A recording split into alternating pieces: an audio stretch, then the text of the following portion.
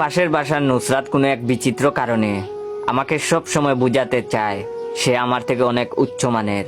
মানে আমি যদি হই বাংলার তাজিং ডং, সে নিজেকে বুঝাতে চাইবে নেপালের এবারে। বাস্তবে তার দিকে এলাকার কোনো কামলা পুলা পাইনও তাকায় না, কিন্তু সে আমাকে বুঝাতে চায় তার অনেক কারেন্ট, তার জন্য ছেলেরা পাগল হয়ে অনেকেই এখন পাগলাগারোতে আছে। নুসরাত মনে করে তার এইসব আচরণে আমি জ্বলে পুড়ে সারখার হয়ে যাই, অথচ আমি জ্বলিও না, পুড়িও না, শুধু মজা নেই। আমাকে জ্বালানোর দৃঢ় সংকল্পে গত রমজানের কোনো একদিন সে আমাকে বেলকনিতে দেখেই কাকে যেন ফোন দিল। ফোন দিয়ে জোর গলায় বলছে, বাবু তোমাদের আজকে ইফতারির আইটেম কি কি? অফাস থেকে কি উত্তর এলো আমি শুনিনি, তবে আমি স্পষ্ট দেখতে পাচ্ছি নুসরাতের মোবাইলে প্রথম থেকেই অফ। নুসরাত আবার বলতে লাগলো, বাবু তুমি আমাদের ইফতার আইটেমের লিস্ট শুনবা? উফ, আমাদের তো অনেক লম্বা লিস্ট। আচ্ছা তারপরেও বলছি শুনো।